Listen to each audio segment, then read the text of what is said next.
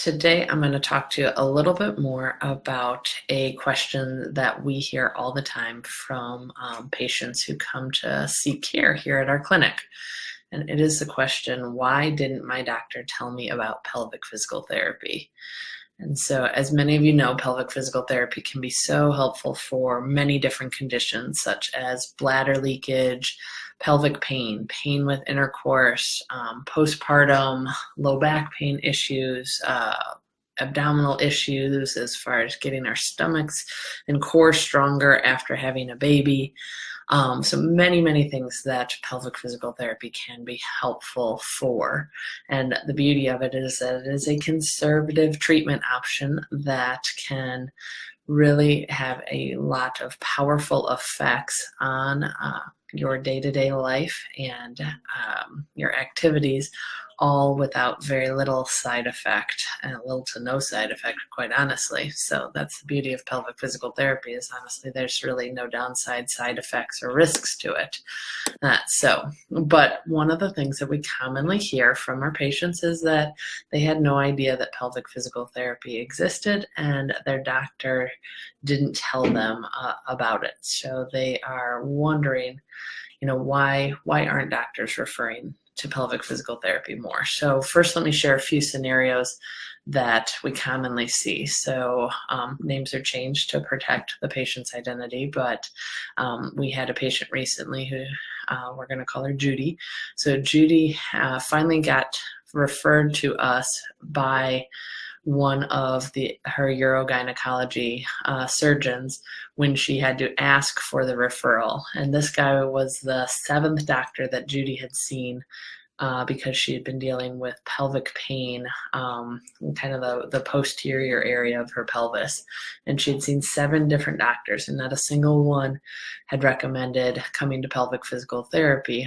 They had all recommended potential surgery options or medication options, and Judy even tried a few of the medications and nothing seemed to help that way, and wasn't at a point where she wanted to go down the surgical route. And it wasn't until a friend of hers told her to potentially try pelvic physical therapy that she reached out to the last doctor that she saw, and he was willing to write a prescription for her to come to pelvic physical therapy, but she had to actually go and ask for it. So we've seen that scenario a lot, where the patient has to ask for the prescription for physical therapy themselves. That happens quite commonly. Another scenario would be that we frequently see is we had a patient named Carrie who came in about a week ago who was 8 weeks postpartum and dealing with some pain with intercourse as she returned back to intercourse. And she also was dealing with the separation of her abdominal muscles.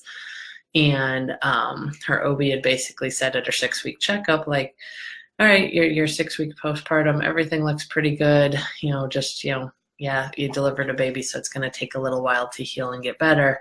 So, just kind of wait and see how things go. And when, she tried and things didn't feel more comfortable, and she called her doctor's office back, the doctor again kind of gave the same result or same suggestion of like, just give it a little bit more time and, see what happens. And it wasn't again until Carrie was doing her own research online and came across our website and saw that there are things that she can be doing in that postpartum phase to help with her pain with intercourse and help get her abdominal muscles stronger. So again, she called up her doctor and asked for a referral to physical therapy and was able to come and see us and get helped.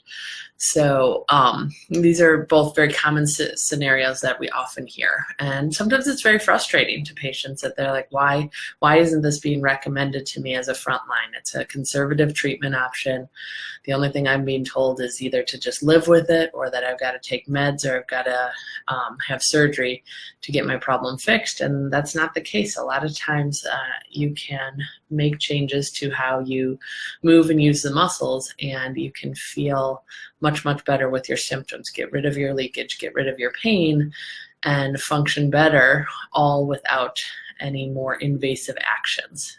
So what I usually say is that when doctors are getting trained, they have to go through so much training to learn about the body and the diseases and the processes and how things work and how things can go wrong, that they actually get very little training on how the musculoskeletal side of things can play a role in it. And so their training is basically to look for big, bad uglies and to make sure that you have, if they're an OB, that you have a safe pregnancy and to deal with any issues that may arise. And, if they're your primary care doctor, just to make sure that, we're not dealing with big problem areas and to send you on to appropriate places that way.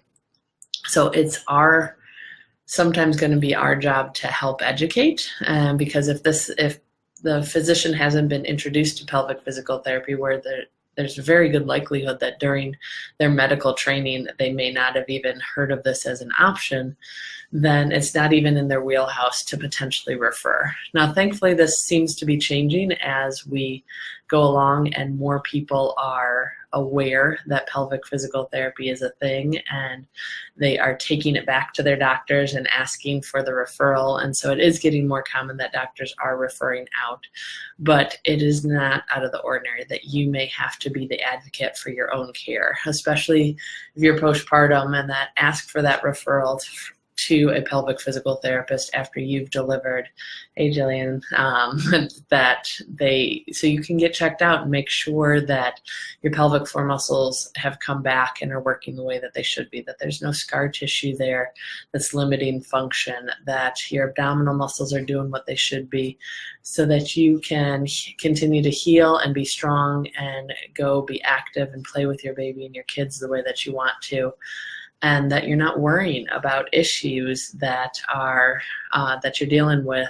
And the sooner we can make a difference on it, the faster we can usually make a change. So it's so much easier to make a change early on than to play the wait and see game.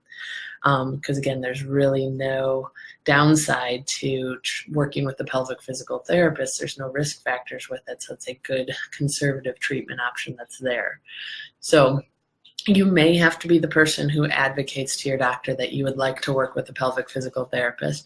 And what I'm hoping for is that over time, as more and more women advocate for this, it's going to become more and more the standard of care, much like it is in France, where after women have babies, it's just standard of care that they work with a pelvic physical therapist right away after the delivery to help them get their bodies back into shape, and so that they're not dealing with issues down the road. So for now, we may have to continue to self-advocate, but as long as more and more of us continue to advocate for ourselves and to see a pelvic physical therapist, then we're going to continue to get the word out there so that more and more physicians will know that it is an option out there for their patients. So, consider you're doing your due diligence and helping others be able to know that this is an option there as well.